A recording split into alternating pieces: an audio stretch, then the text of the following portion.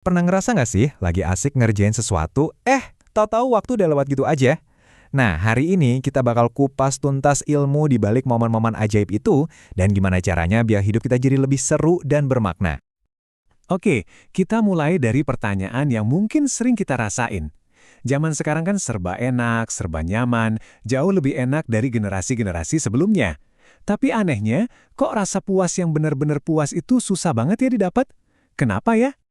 Nah, kutipan ini tuh nusuk banget ke intinya. Kebahagiaan itu kayak kupu-kupu.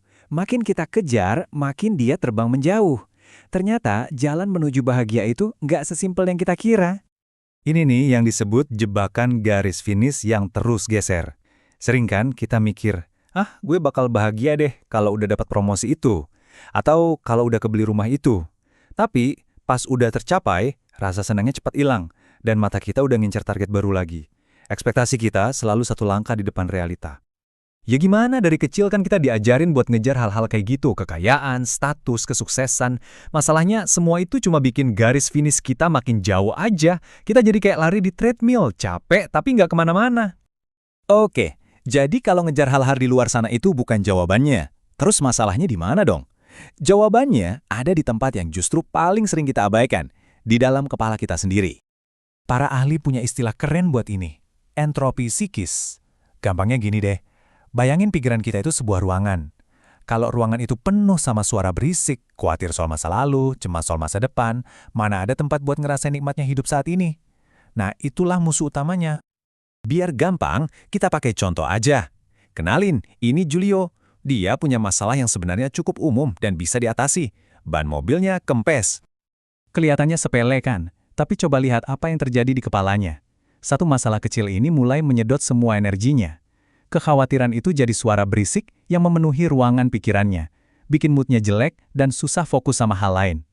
Nah, itulah entropi psikis lagi beraksi. Dan ini tuh ada penjelasan ilmiahnya loh. Ternyata kapasitas otak kita buat memproses informasi itu terbatas banget, cuma sekitar 126 bit per detik. Anggap aja ini kayak kuota internet pikiran kita. Coba bayangin, kalau pikiran soal ban kempes aja udah makan setengah dari kuota mental kita, ya jelas nggak ada sisa kuota buat nikmatin obrolan sama teman, ngerasain enaknya kopi pagi, atau bahkan fokus kerja. Perhatian kita itu aset paling berharga, tapi juga paling terbatas. Terus gimana dong? Apa kita pasrah aja sama kekacauan ini? Tentu enggak. Jawabannya ada di sebuah konsep yang luar biasa. Namanya flow. Flow atau pengalaman optimal itu adalah kondisi di mana kita benar-benar larut dalam satu kegiatan. Diri kita seolah hilang, waktu nggak berasa, dan semua tindakan terasa ngalir gitu aja. Inilah obat alami buat entropi psikis. Dan ini nih yang suka bikin kaget. Momen paling bahagia itu ternyata bukan pas kita lagi layeh-layeh di sofa. Justru sebaliknya, momen itu muncul pas kita lagi menantang diri sendiri, secara sukarela buat naklukin sesuatu yang susah tapi kita anggap penting.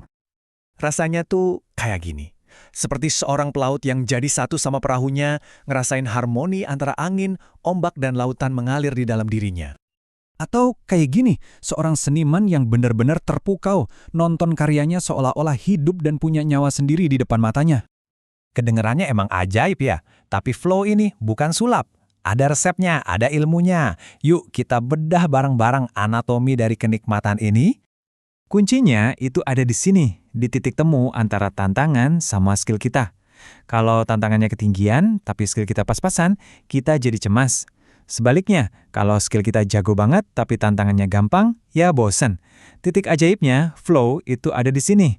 Pas tantangan yang tinggi ketemu sama skill yang mumpuni. Disitulah kita merasa hidup. Dan ketika kita berhasil masuk ke zona flow itu, ciri-cirinya tuh selalu sama. Kita punya tujuan yang jelas, kita langsung tahu berhasil atau enggak, dan fokus kita penuh banget sampai kita lupa sama diri sendiri. Rasa cemas dan ego kita lenyap. Semua elemen ini yang bikin pengalaman itu jadi optimal. Tapi jangan mikir ini cuma buat atlet atau seniman jenius ya. Sama sekali bukan.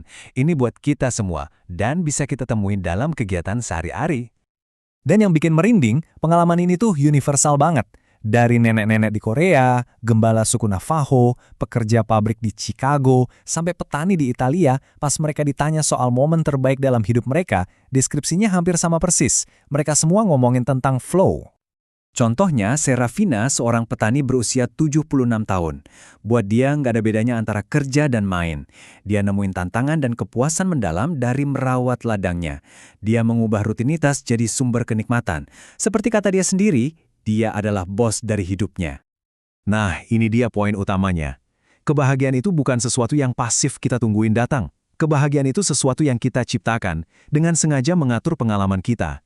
Dengan mencari flow, entah itu di kerjaan, hobi, atau bahkan pas ngobrol, kita bisa mengubah hidup kita dari dalam. Intinya, ini soal mengubah cara pandang kita. Hidup itu bukan sekedar kewajiban, tapi bisa jadi permainan yang seru banget. Permainan di mana kita sendiri yang bikin aturannya, cari tantangan yang pas buat kita, dan terus asah skill buat menaklukkannya.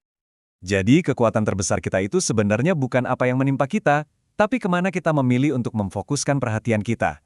Pertanyaannya sekarang bukan lagi bisa nggak ya kita menemukan flow, tapi di mana kita akan sengaja menciptakannya hari ini.